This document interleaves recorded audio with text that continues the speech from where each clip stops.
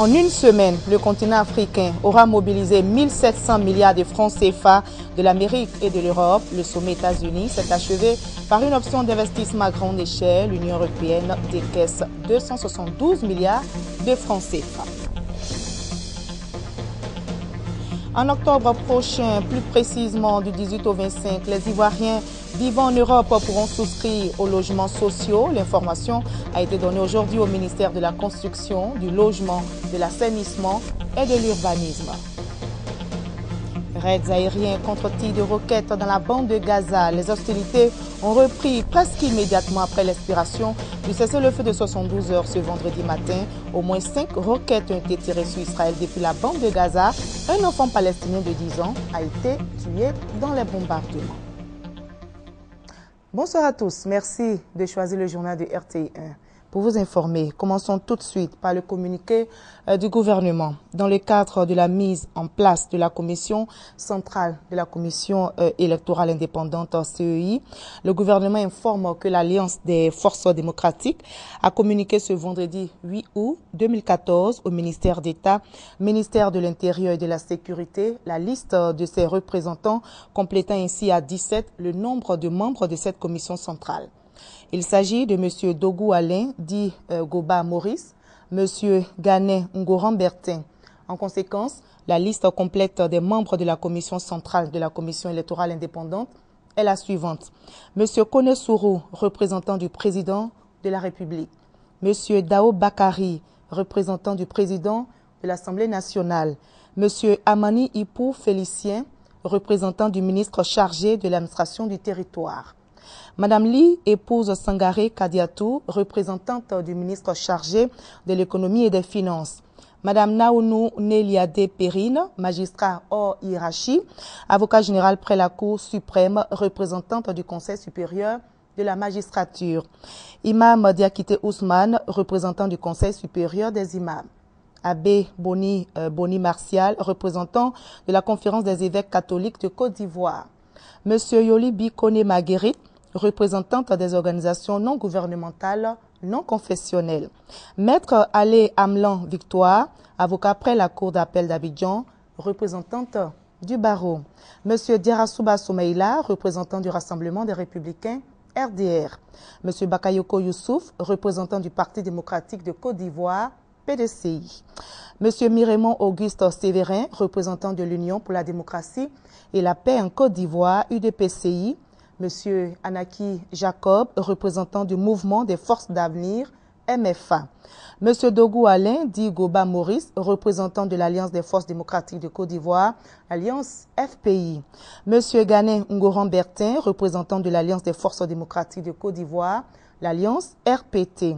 Monsieur Koulibaly Delempelna Gervais, représentant de la Ligue des mouvements pour le progrès, LMP. Monsieur Zanon Gogognon André, représentant du Rassemblement du peuple de Côte d'Ivoire, conformément à l'article 7 de la loi numéro 2014-335 portant composition, organisation, attribution et fonctionnement de la commission électorale indépendante et en accord avec le Conseil constitutionnel, la prestation de serment des membres de la commission centrale de la CEI devant le Conseil constitutionnel aura lieu le lundi 11 août 2014 à 15h, fait à Abidjan ce 8 août 2014 pour le gouvernement. M. Bruno Nabagné-Koné, ministre de la Poste et des Technologies, de l'Information et de la Communication, porte-parole du gouvernement. Voilà, je vous le disais en titre, en une semaine, le continent africain aura mobilisé 1700 milliards de francs CFA de l'Amérique et de l'Europe. Et vous le savez, le sommet États-Unis-Afrique s'est achevé par une option d'investissement à grande échelle. L'Union européenne a également activé les accords de partenariat économique en mettant sur la table un premier décaissement de 272 milliards de francs CFA. Le continent africain fait plus que jamais l'objet de toutes les attentions dans le monde. Décryptage avec Adama Koné. Une richesse continentale qui croît en moyenne de 5% l'an. Le continent africain fait rêver bien d'investisseurs privés et de partenaires économiques. Après l'Europe en 1973, la Chine en 2008, ce sont les États-Unis d'Amérique qui frappent officiellement à la porte du continent. En témoigne le sommet États-Unis-Afrique tenu les 4, 5 et 6 août dernier.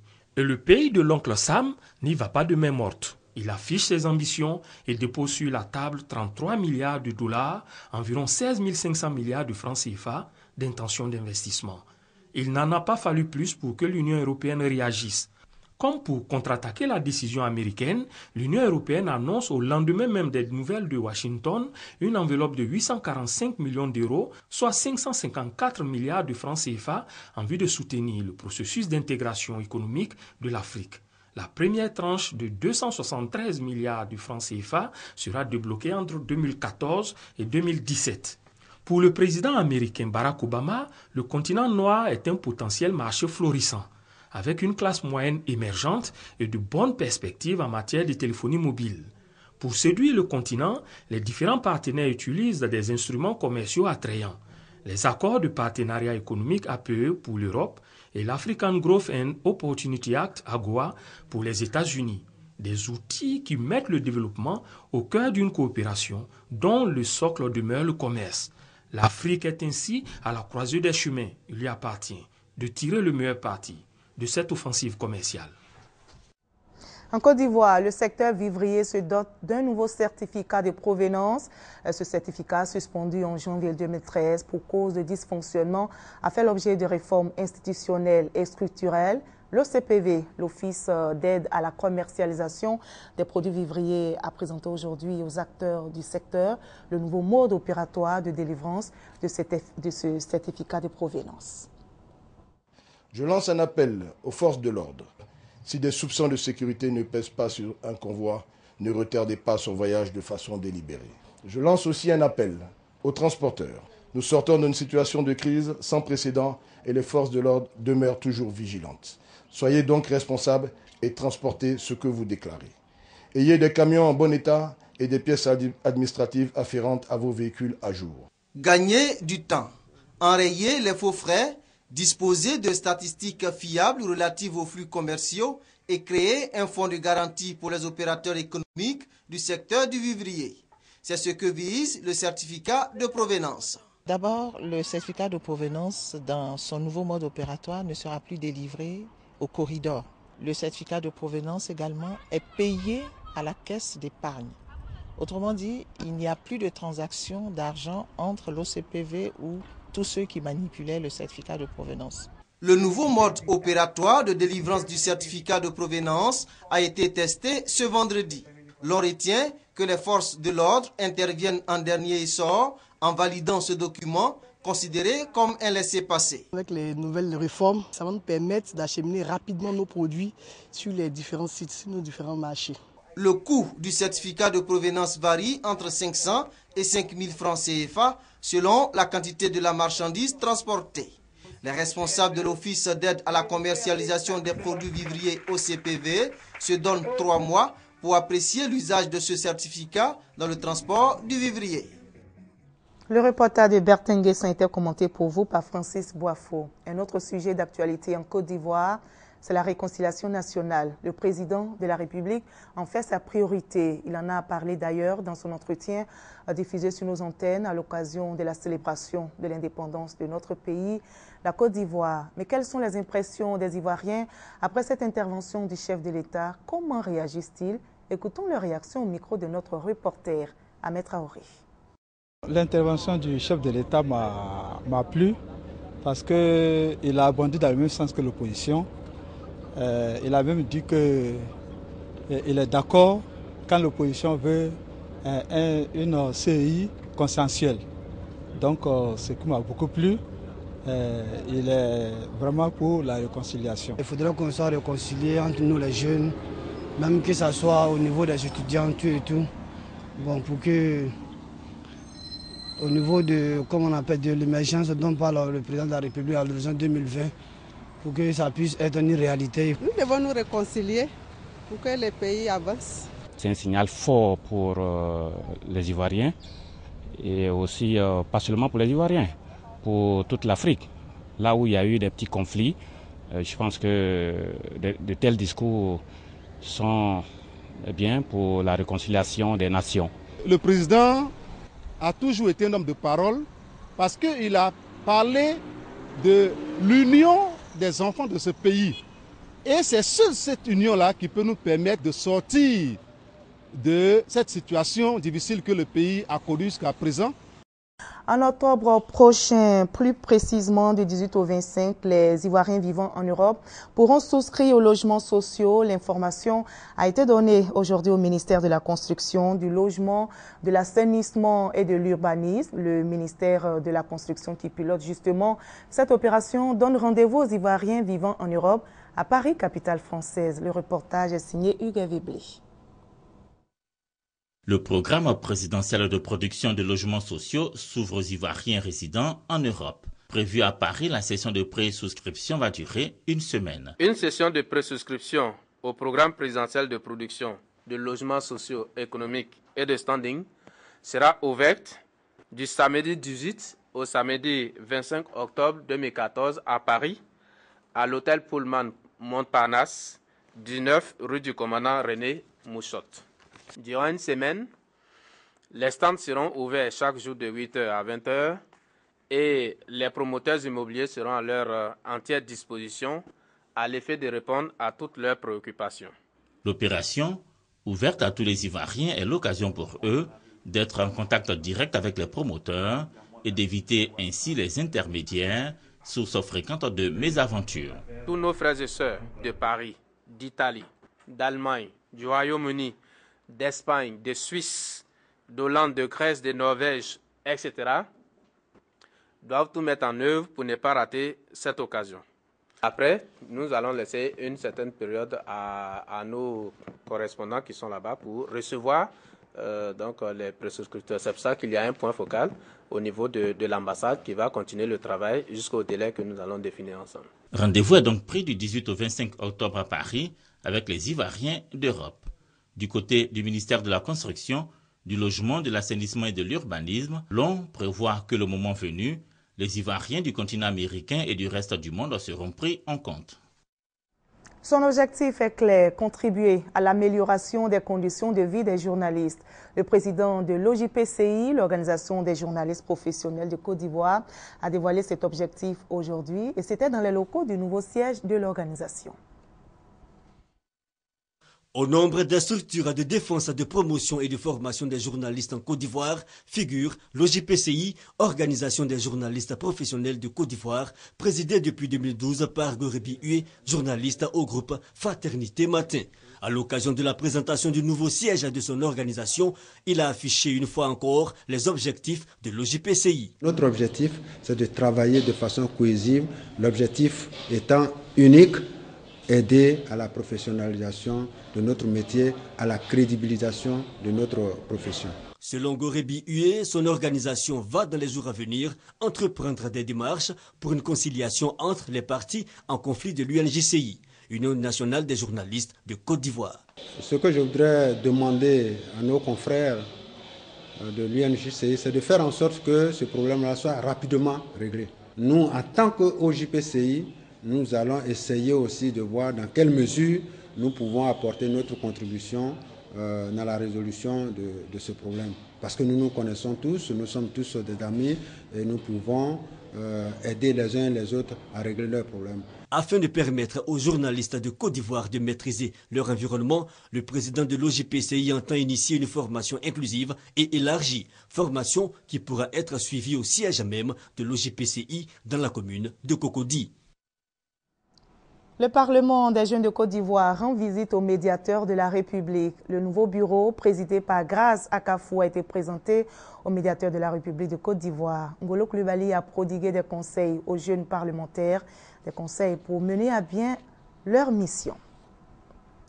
Hier jeudi 7 août, la Côte d'Ivoire indépendante a soufflé ses 54 bougies. L'événement a été célébré sur l'ensemble du territoire. Ce 54e anniversaire a été marqué notamment par des défilés militaires, des allocutions des préfets, sous-préfets appelant à la paix et la réconciliation. Voyons tout cela avec nos reporters qui ont sillonné les localités pour vous. Le matin du 7 août, la journée semble bien calme à Cordrou, dans la sous-préfecture de Totodrou, département de Kuibli. Les habitants ne sont pas bien loin. Tous ont convergé vers la place du village. Dans la ferveur donc, le 54e anniversaire de l'indépendance de la Côte d'Ivoire est célébré. Défilés, chants et danses sont au rendez-vous. Occasion pour Guy Bagnard-Gnagno, sous-préfet de Totodou, d'exhorter les populations à accompagner les chantiers du développement. C'est donc à la paix, à la réconciliation et au travail pour consolider notre indépendance que j'appelle toutes les filles et tous les fils de Totodou à l'occasion de ce 54e anniversaire de notre pays. 54 ans d'indépendance, Totodou veut donc sortir de l'ornière et les fils de la région ont décidé d'unir leurs forces. Voilà, c'était la célébration de la fête de l'indépendance à Caudrou, dans le département de Kouibli, c'est dans l'ouest de la Côte d'Ivoire. Reportage signé F. Boué, Franco Adio. La région du Ourodougou a aussi célébré la fête de l'indépendance. L'ambiance était festive à Séguéla, nous dit notre envoyé spécial, Mamadou Kwasi. Un cérémonial militaire de grand jour suivi de séances de bénédiction pour commémorer le 54e anniversaire de la Côte d'Ivoire indépendante à Séguéla, chef-lieu de la région du Ourodougou. Pour l'occasion, les populations issues des différentes communautés et des diverses couches sociales ont fait le déplacement. Une mobilisation pour exprimer leur volonté à participer au développement de leur région. Une grande première selon la population depuis 1978 lors de la fête tournante de l'indépendance. Le préfet des régions Moussa Bamba a saisi l'occasion pour faire le bilan des actions du président de la République Alassane Ouattara et de son gouvernement. Moussa Bamba a rappelé les efforts pour la cohésion sociale, notamment le dégel des avoirs et la liberté provisoire à certains prisonniers. Au plan social, le préfet des régions du Ourodougou a évoqué l'augmentation des SMIC et des salaires des fonctionnaires. Il a également invité ses administrés à la culture de l'excellence et aussi à soutenir les efforts du gouvernement. Accompagnons-le sincèrement pour une Côte d'Ivoire émergente en 2020. Notre bonheur est à ce prix. Pour les cadres de la région, la célébration du 54e anniversaire doit être le départ du renouveau de la terre de leurs ancêtres. C'est l'occasion pour moi de demander à toutes les filles et à tous les fils que nous nous réunissons pour parler de développement, dans une certaine entente, dans la paix, dans la cohésion. La récompense des meilleurs athlètes et le défilé militaire, suivi de la parade des différentes couches socio-professionnelles, ont marqué la fin de la commémoration du 54e anniversaire de la Côte d'Ivoire indépendante à Séguéla. Cet anniversaire justement a été marqué par des défilés militaires, des allocutions des préfets et sous-préfets appelant à la paix et à la réconciliation. Voyons cela avec nos reporters qui ont sillonné plusieurs localités pour vous. 54e anniversaire de l'indépendance de la Côte d'Ivoire à Mbato, aussi le 6e anniversaire de l'érection de la ville en chef-lieu de département dans le Moronou, cadette des régions du pays. Le préfet fait son entrée à l'espace Gravier et procède à la revue des troupes peu après des honneurs militaires et le salut aux couleurs. S'adressant aux populations, Benoît Thiéhy exhorte à la vigilance, à l'union, à l'entente et au civisme fiscal pour le développement, non sans rendre hommage aux pionniers de l'essor de Mbato, avec à leur tête la seule femme présidente de conseil régional, le député Véronique Kaka. Le défilé marquant la célébration de l'indépendance, une preuve de l'intégration africaine avec la participation de communautés étrangères aux côtés des forces de l'ordre et forces vives de Mbato. À l'instar des autres départements de Côte d'Ivoire qui ont célébré les 54 ans d'indépendance, les populations du département de Kwasi-Kwasiko ont tenu cette année à marquer l'événement par plusieurs actions. Très tôt le matin, les autorités politiques et administratives se sont donné rendez-vous sur la place publique. Après le salut aux couleurs, le préfet du département, Nguessan Kwaku Germain, a rappelé le rôle des fêtes tournantes de l'indépendance, à savoir affirmer notre liberté à travers le travail et assurer ainsi le bonheur des populations et lutter contre le sous-développement. En attendant l'installation du sous-préfet d'Ananda, c'est le sous-préfet central de Daoukro qui a présidé les festivités marquant les 54 années de l'indépendance de la Côte d'Ivoire. Dans son adresse aux populations, Tourousmane Samassi s'est fait le devoir d'exhorter les populations de cette nouvelle sous-préfecture à se mobiliser pour accueillir le président Alassane Ouattara, attendu dans la région de Lifou en septembre prochain. La cérémonie d'Ananda, marquant la fête anniversaire de la Côte d'Ivoire souveraine, est apparue comme un test de mobilisation avant le grand événement attendu. Comme cela se passe partout dans toute célébration d'indépendance, Agni Bilekro n'a pas dérogé à la règle. Défilé militaire, revue des troupes, salut au drapeau, tout ceci dans une ambiance festive. Le 54e anniversaire de la Côte d'Ivoire libre a servi de prétexte à Bamba Suleiman, préfet d'Agni Bilekro, d'exhorter les siens à la cohésion, la paix et à la réconciliation.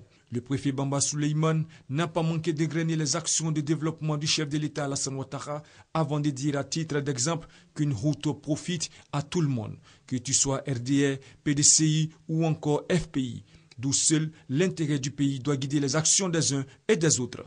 Assini Mafia célèbre les 54 ans d'indépendance de la Côte d'Ivoire. Des festivités marquées essentiellement par le traditionnel défilé des forces républicaines de Côte d'Ivoire et de la police nationale ainsi que du détachement des forces maritimes, sans oublier quelques actrices de développement. Le sous-préfet d'Assini, Kouadio Armand Mathieu, a remercié les autorités ivoiriennes pour les actions entreprises en faveur des populations, notamment les mesures sécuritaires, le renouvellement et la réalisation des infrastructures, ainsi que les performances économiques du pays. L'an 54 de la Côte d'Ivoire à Sikensi a été ponctué par le passage en revue des troupes, le salut aux couleurs du préfet du département de Sikensi, Oumar Yeo. Au cours de son message aux populations, le préfet a mis un accent particulier sur les progrès réalisés par le gouvernement Alassane Ouattara au plan diplomatique, économique et social. Le préfet a invité les populations à l'unité nationale. Le 54e anniversaire de l'indépendance de la Côte d'Ivoire à Sikensi a été marqué par un défilé militaire et civil. Sarala, dans le département de Mankono, a sacrifié à la tradition de la commémoration de l'indépendance de la Côte d'Ivoire. Le maire de la commune, Bamba Sendou, et les autorités préfectorales ont salué les actions du président de la République, Alassane Ouattara. Des actions qui ont favorisé le démarrage du développement de la commune. Il s'agit entre autres de l'extension du réseau électrique et de l'adduction en eau potable. Le drapeau orange, blanc et vert flotte dans le ciel de Saint-Fra. La ville célèbre le 54e anniversaire de l'indépendance de la Côte d'Ivoire. Pour cette commémoration, le stade de Douafla est investi par les populations. Après les bénédictions coutumières et religieuses, place au défilé. Forces républicaines de Côte d'Ivoire, police nationale, gendarmerie ainsi que les commerçantes de la ville. Le préfet Nyanson Kognan invite les parents à assurer un meilleur encadrement de leurs enfants afin qu'ils produisent des résultats scolaires satisfaisants. À l'instar des autres villes, Kounoufla célèbre l'anniversaire des 54 ans d'indépendance de la Côte d'Ivoire. Autorités politiques et coutumières ainsi que les populations, tous sont sortis massivement pour cette célébration. Salut aux couleurs du drapeau national, défilé des forces armées de la ville, des élèves, des agriculteurs, des populations civiles en tenue traditionnelle. Meïté Lassana, sous-préfet de Kounoufla, a salué les efforts du président de la République, Alassane Ouattara, en faveur des populations. Le 54e anniversaire de la souveraineté de la Côte d'Ivoire a été également commémoré à Lozoa, dans le département de Guitré.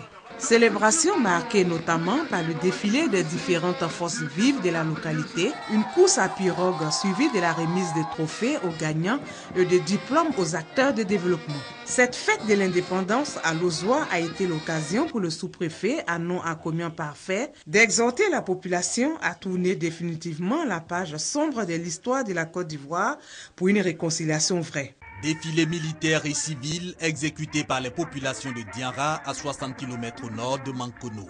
C'est la célébration de l'an 54 de la Côte d'Ivoire, occasion pour le député Nyangadjo Mankone d'engager le département au soutien à la candidature unique du docteur Alassane Ouattara à l'élection présidentielle de 2015. Raison avancée, les progrès réalisés avec le président de la République dans tous les domaines, de l'économie aux infrastructures, en passant par la paix et la réconciliation. La Côte d'Ivoire retrouve sa place de locomotive dans la sous-région sous la conduite du président Alassane Ouattara. C'est en substance le contenu de l'adresse du préfet de la région d'Aboasso, région du Sud Komoué, à toute la population venue prendre part à la cérémonie du 54e anniversaire de l'indépendance de la Côte d'Ivoire. C'était à la place Etié Elenga d'Aboasso. Albert Bonikwasi a demandé à la jeunesse de prendre une part active dans le projet Emploi Jeune initié par le gouvernement. Au cadre, il a demandé la cohésion, l'entente pour accompagner les efforts du président de la République de faire de la Côte d'Ivoire un pays émergent. À Dimokro, la fête marquant le 54e anniversaire de la Côte d'Ivoire a été célébrée sous le signe de la paix retrouvée. Cela en présence de toutes les couches sociales de la région.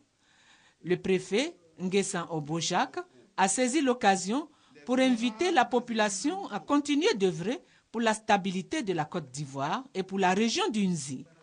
Pour vaincre le sous-développement, Jacobo a demandé aussi à tous de retrousser les manches, fédérer les énergies, taire les querelles intestines pour investir tous les secteurs d'activité économique et le combat sera ainsi gagné. Les populations de Brofo-Doumé dans le district d'Abidjan n'ont pas voulu se faire compter l'événement. Elles sont sorties nombreuses de tous les villages et campements pour célébrer la fête nationale à la place publique de la ville.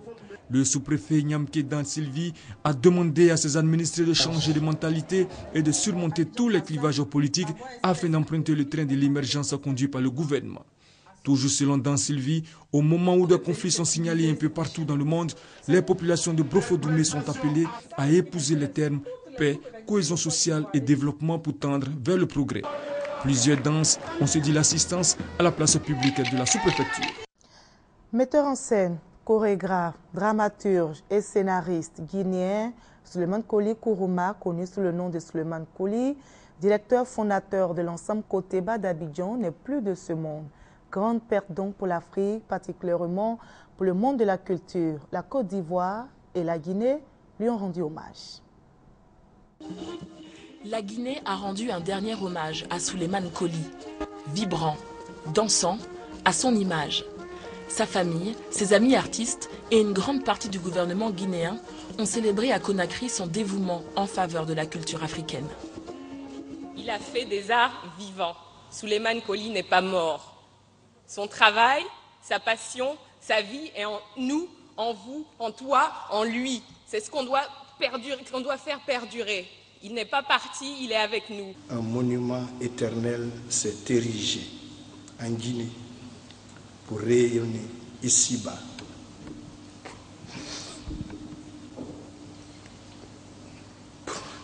Pour l'éternité. La dépouille de Souleymane Koli a ensuite pris la route de Nzérékoré, son village natal, pour y être enterré ce vendredi. Le président guinéen l'a élevé à titre posthume au rang de chevalier de l'Ordre du Mérite. Souleymane Koli a déjà reçu des distinctions bien avant en Côte d'Ivoire, son pays d'adoption. L'ensemble Koteba d'Abidjan y a été créé dans les années 70, une époque propice où sa nationalité guinéenne ne l'a pas empêché de diriger l'Institut national des arts, conduit aujourd'hui par Tiburce Kofi. Celui qui a connu et qui a compris l'âme de la Côte d'Ivoire, c'était le président Houphouët. La vocation de ce pays, c'est l'ouverture, c'est l'intégration, ce n'est pas la fermeture. Précurseur aussi dans son genre, l'artiste Ouéré Liking a été formé par Souleymane Koli, puis a souvent collaboré avec lui. Elle se soucie beaucoup de sa succession. C'est toute une éthique, c'est toute une esthétique, et il faut que ça survive. Donc j'encourage les gauches, j'encourage les autres, que tout le monde se donne la main pour que le Koteba ne disparaisse pas.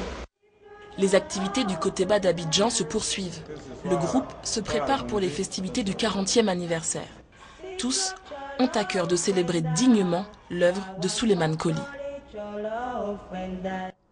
Raids aériens contre tirs de roquettes dans la bande de Gaza. Les hostilités ont repris presque immédiatement après l'expiration du cessez-le-feu de 72 heures ce vendredi matin. Le Hamas n'a pas accepté de prolonger la trêve. Au moins 5 roquettes ont été tirées sur Israël depuis la bande de Gaza, juste après l'expiration de la trêve. Un enfant palestinien de 10 ans a été tué dans les bombardements. L'Égypte appelle les belligérants à revenir sur la table des négociations, mais l'État hébreu refuse de négocier sous les bombes. Près de 1900 Palestiniens, 63 soldats et 3 civils israéliens ont été tués depuis le 8 juillet. Voilà, c'est ici que l'on s'arrête, mais ne décrochez surtout pas. À 21 h, vous aurez en direct l'émission de lancement de Star Karaoke 2014 présentée par Christelle Melleg. Vous connaîtrez aujourd'hui les 16 candidats retenus pour les différentes manches éliminatoires. Merci à vous tous de votre aimable attention.